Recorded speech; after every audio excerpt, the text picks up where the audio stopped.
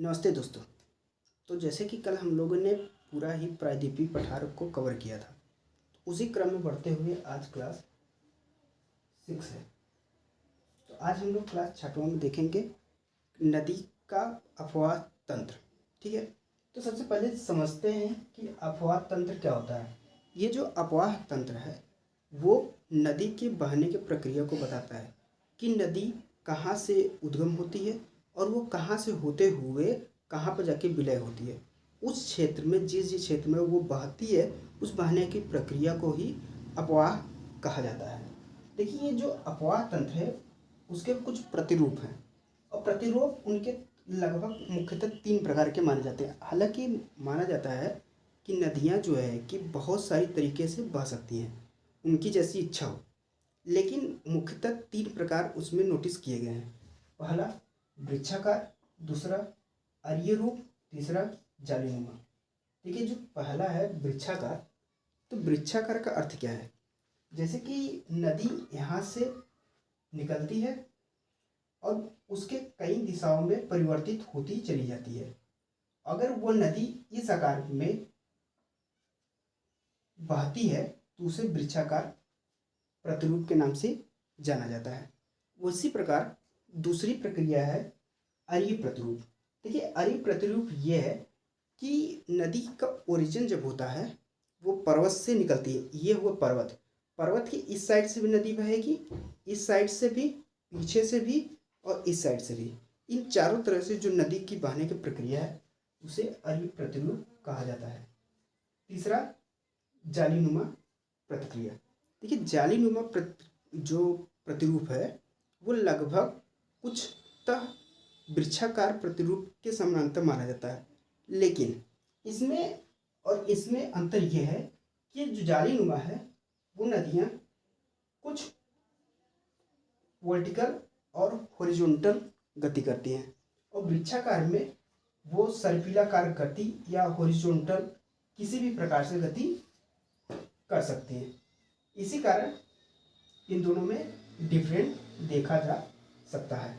तो 3 प्रकार का हम लोगों का अपवाह तंत्र का प्रतिरूप हो गया। अब देखिए, नदियाँ जो है कि कुछ उनके सहायक नदियाँ भी होती हैं।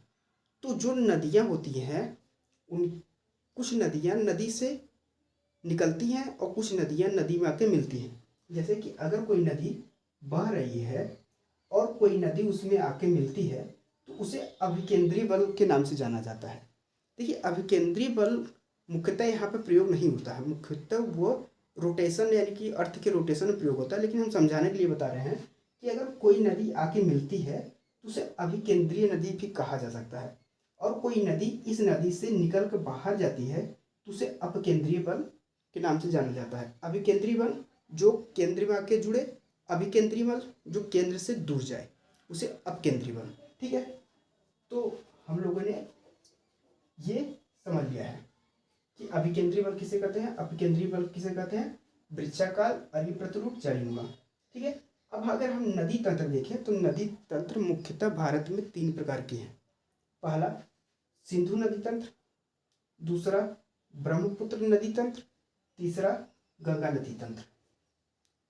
तीनों महत्वपूर्ण है, लेकिन सबसे ज़्यादा महत्वपूर्ण गंगा नदी तंत्र माना जाता है क्योंकि सर्वाधिक भारत में गंगा नदी पाई जाती है। तो आज हम लोग गंगा नदी तंत्र देखेंगे, हो सकता है समय रहा तो ब्रह्मपुत्र और सिंधु नदी तंत्र भी देखेंगे। तो चलिए हम लोग स्टार्ट करते हैं गंगा नदी तंत्र। देखिए, गंगा नदी तंत्र जो है कि मुख्यतः गंगा नदी से प्रारंभ नहीं होती है, वह अलकनंदा नदी से प्रारंभ होती है जो बद्रीनाथ ग्लेशियर से निकलती है। जो बद्रीनाथ एक पहाड़ी है, हम लोगों ने पर्वत जब पढ़ा था तो उत्तराखंड में बद्रीनाथ, केदारनाथ हम लोगों ने पर्वत चोटियाँ पढ़ी थी। तो वहीं से जो बद्रीनाथ चोटी है वहीं के सतोपद ग्लेशियर, ये जो सतोपद ग्लेशियर है एक प्रकार का बर्फ जमा हुआ भाग है। वही ग्लेशियर पिघल कर जब आती है तो उसे सतोपद ग्लेशियर से निकला हुई नदी मानी जाती है। देखिए, ये जो अलकनंदा नदी है सतोपद ग्लेशियर से निकलती है और इसके बाद वो जब आगे बढ़ती है तो उसे एक नदी बहती मिलती है, धौली गंगा। और ये जो धौली गंगा है ये बाएं तट से मिलती है। ये ध्यान दीजिएगा कि अलकनंदा के बाएं तट से मिलने वाली नदी धौली गंगा है। तो धौली गंगा और अलकनंदा मिलती है तो विष्णुप्रयाग बनता है। धौली गंगा आई, अलकनंदा से मिली, तो वहाँ से विष्णुप्रयाग बना। उसके आगे फिर से अलकनंदा नदी आगे बढ़ती है और फिर बाएं से नंदाकिनी नदी आके मिलती है। तो नंदाकिनी नदी जब आके मिलती है तो वहाँ पे नंद प्रयाग बनता है। वही अलकनंदा नदी आगे बढ़ती है और वहाँ पाकर पिंडारी गंगा नदी मिलती है। पिंडारी नदी जब मिलती है तो वहाँ पे बनता है कर्णप्रयाग। ठीक है, पहला विष्णुप्रयाग, दूसरा नंदप्रयाग, तीसरा कर्णप्रयाग। इसके बाद दाहिनी ट्रिब्यूटरी यानी कि दाहिने ओर से केदारनाथ से निकलकर मंदाकिनी नदी आती है और अलकनंदा से मिलती है। अलकनंदा से मिलने के बाद बनाती है रुद्रप्रयाग। ठीक है, इसके बाद फिर दाहिने से भागीरथी गंगोत्री नदी, यही जो गंगोत्री पर्वत है, यही गंगोत्री शिखर से निकलकर भागीरथी जो नदी है वो आकर अलकनंदा से मिलती है, देवप्रयाग बनाती है और यही गंगोत्री से निकलने वाली भागीरथी नदी को ही गंगा नदी का आगे विस्तार माना जाता है। तो यहाँ पर देखिए महत्वपूर्ण प्रयाग कौन कौन से। पहला विष्णु, देखिए विष्णु भगवान सबसे बड़े हैं, तो पहले विष्णु भगवान। इसके बाद विष्णु भगवान जो है कि नंद के यहाँ जन्म लेते हैं। नंद के यहाँ नंदा के लाल गोपाला सुने होंगे। तो विष्णु भगवान नंद के यहाँ जन्म लेते हैं और जब वो महाभारत कराने जाते हैं तो वहाँ पर उनकी मित्रता यानी कि मिलते हैं कर्ण से। तो विष्णु भगवान नंद के यहाँ जन्म लिए, इसके बाद घूमने टहलने गए, कर्ण से मुलाकात हुई उनकी। तो कर्ण को उन्होंने समझाया लेकिन कर्ण ने उनकी बात नहीं मानी, तो उन्होंने उसे अपना रौद्र रूप दिखाया, यानी कर्ण के बाद रुद्रप्रयाग। ठीक है, तो उन्होंने कर्ण को रुद्र रूप दिखाया, जिसके बाद सब लोग उन्हें देवता मानने लगे, यानी कि उसके बाद देवप्रयाग। ठीक है, विष्णुप्रयाग, नंदप्रयाग, कर्णप्रयाग, रुद्रप्रयाग, देवप्रयाग। इसके बाद गंगा नदी के आगे बढ़ते हुए जब यहाँ पर यमुना नदी मिलेगी तो यहीं पे बनता है प्रयाग, जो कि इलाहाबाद में है। ठीक है, यहाँ तक हम लोगों का कवर हो गया। अब आगे देखते हैं गंगा नदी। अब देखिए गंगा नदी जो है कि पता है कि गंगोत्री नदी से निकलती है और जो है कि गंगा नदी की कुल लंबाई 2525 किलोमीटर है। गंगा नदी का सर्वाधिक भाग उत्तर प्रदेश में पाया जाता है और सबसे कम झारखंड में क्षेत्र है। अगर पूछे कि गंगा नदी का विस्तार सर्वाधिक किस राज्य में है, उत्तर प्रदेश। सबसे कम किस राज्य में है, झारखंड। ठीक है, अब गंगा नदी के बाएं तट से मिलने वाली नदी, बाएं तट से मिलने वाली नदी रामगंगा, गोमती, घग्गर, गंडक, बूढ़ी गंडक, कोसी।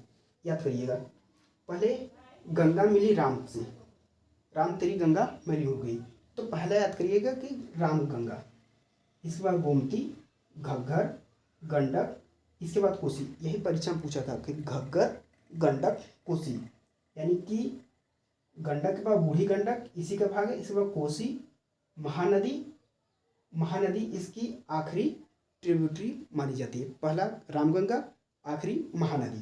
ठीक है, इसके बाद दाहिने तट से मिलने वाली नदी में सबसे बड़ी नदी यमुना नदी है। ठीक है, यमुना नदी के बाद कर्मनाशा मिलती है दाहिने साइड, फिर सोन नदी, फिर पुनपुन नदी। ये जो है कि मुख्य नदियां हैं जो गंगा से मिलती है। बाएं तट पे मिलने वाली देखिए रामगंगा, गोमती, घग्गर, गंडक, कोसी, महानंदा। ठीक है, और अगर दाहिने तट में देखें यमुनोत्री, इसके बाद कर्मनाशा, सोन, पुनपुन, ये दाहिने तट पर मिलने वाली नदी है। ठीक है, अब जो यमुना नदी मिलती है, यमुना नदी यमुनोत्री से निकलती है। ठीक है, यमुना नदी की कुल लंबाई 1376 किलोमीटर है और यमुना की सहायक नदी जो बाएं तट से मिलती है उसमें हिंडन नदी प्रमुख है, यानी कि यमुना की बाएं तट से मिलने वाली नदी हिंडन नदी है और दाहिने ट्रिब्यूटरी से मिलने वाली चंबल, सिंध, बेतवा, केन। देखिए चंबल, सिंध, बेतवा, केन। चंबल नदी की सहायक नदी एक बार परीक्षा में पूछा तो वो भी देख लीजिए। चंबल नदी के बाएं तट से मिलने वाली खारी, मेज, बनास। इसके बाद छिप्रा दाहिने साइड से मिलती है काली, छिप्रा काली दाहिना, खारी मेज बनास बायां। ठीक है, यहाँ पे जो है कि लगभग सारी नदियों का हम लोगों ने सहायक नदियाँ देख ली हैं। और देखते हैं कि नदी जो गंगा है वो किस रूप में बे ऑफ बंगाल में मिलती है। तो उसके लिए थोड़ा सा आपको हम बताते हैं। देखिए, ये जो गंगा है वो आई है गंगा नदी। तो गंगा नदी जब बंगाल में प्रवेश करती है, पश्चिम बंगाल में, तो पश्चिम बंगाल में दो रूपों में बढ़ती है। पहला हुगली नदी और दूसरा